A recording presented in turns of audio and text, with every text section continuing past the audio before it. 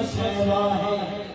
और इस तरह समझाया उस गुस्ताख बेहद को, और इसीलिए रखा है पीछे नाम अहमद को, के ना बाकी में ना ले कोई नाम मोहम्मद को।